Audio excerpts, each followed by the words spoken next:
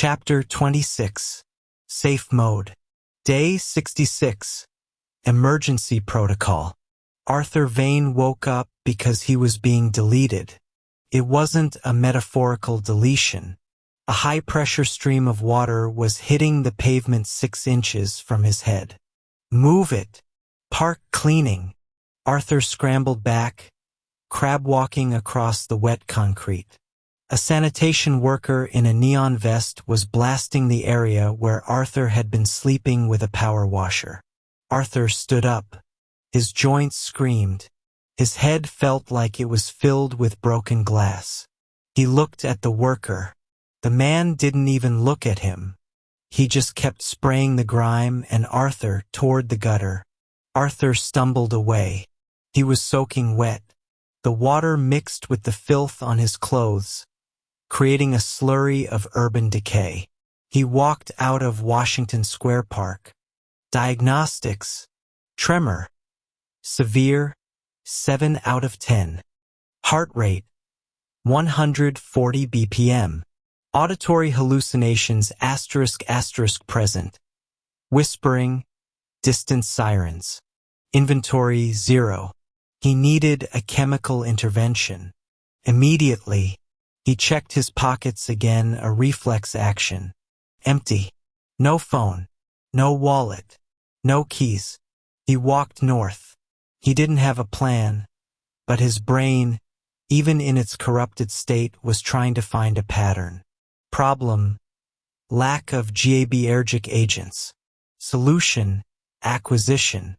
Constraint: no funds. He passed a CVS. He looked through the window.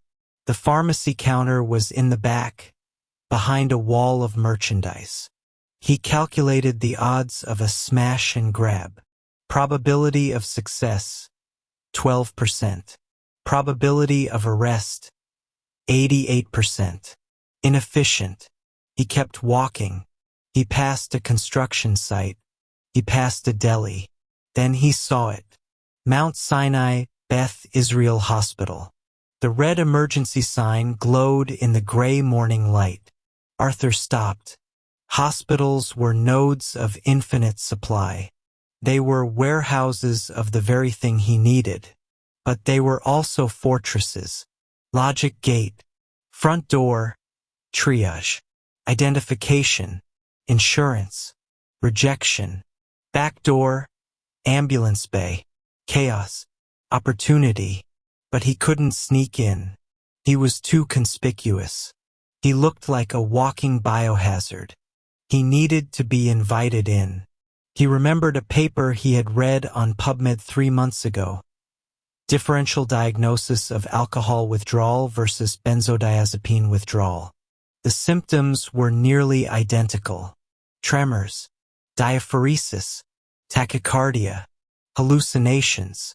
Hospitals treated alcohol withdrawal aggressively. It was a medical emergency. They administered benzodiazepines, Ativan, Valium, Librium, to prevent seizures. Arthur Vane didn't drink.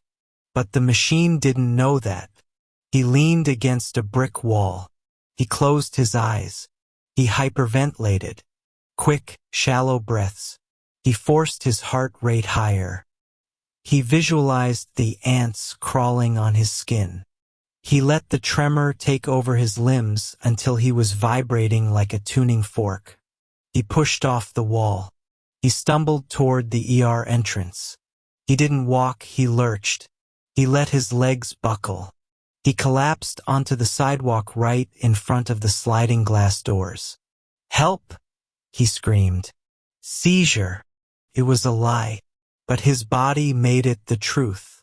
The ER bay was awash of bright lights and beeping monitors. Arthur was on a gurney.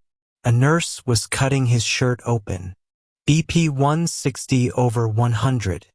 Heart rate 150. He's diaphoretic.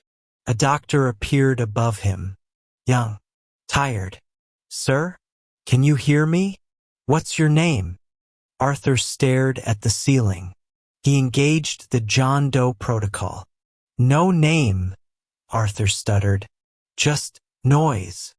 Smell of alcohol? The doctor asked the nurse. Negative.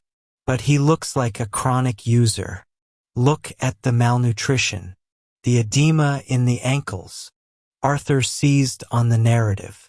I stopped, Arthur gasped, grabbing the doctor's scrub top.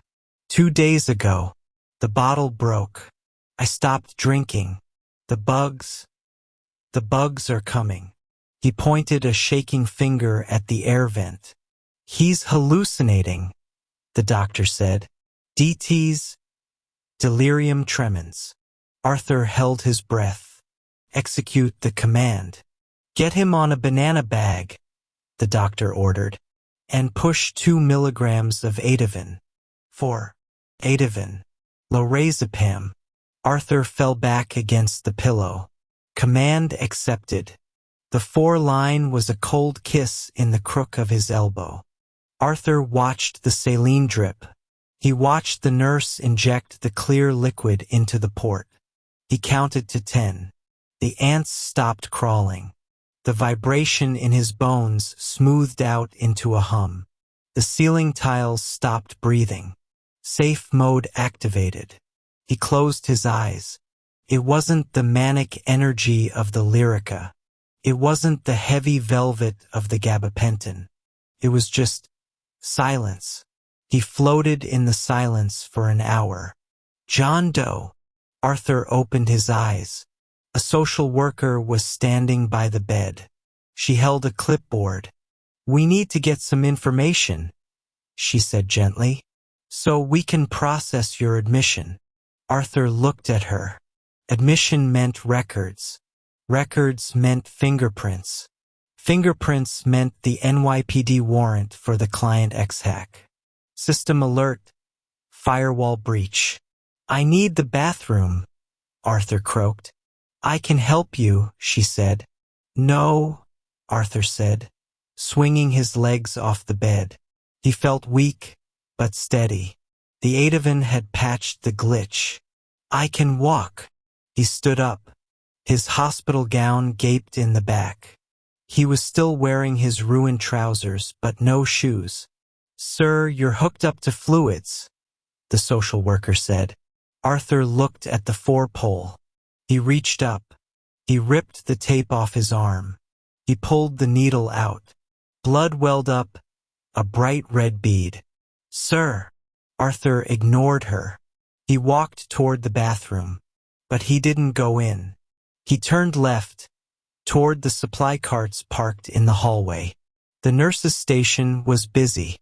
A trauma case had just rolled in. Chaos. Arthur scanned the cart. Gauze. Saline. Syringes. No pills. The pills were in the Pyxis machines, locked behind biometrics. Inefficient. He saw a patient in the next bay. An elderly man, asleep. On his bedside table, a small plastic cup. Inside the cup, 2 white pills. Arthur didn't think. He didn't hesitate. He walked past the bay. He reached out. He swiped the cup. He kept walking. He turned the corner, toward the ambulance bay doors. Hey, you can't go out there, a security guard shouted. Arthur broke into a run. He pushed through the doors. The cold air hit him. He was barefoot. He was bleeding from his arm. He was wearing a hospital gown over dirty suit pants. He sprinted across the ambulance driveway. He vaulted a low railing. He disappeared into the morning traffic on First Avenue. He ran for 3 blocks until his lungs burned. He ducked into an alleyway. He looked at his hand. The paper cup was crushed, but the pills were there. 2 white ovals.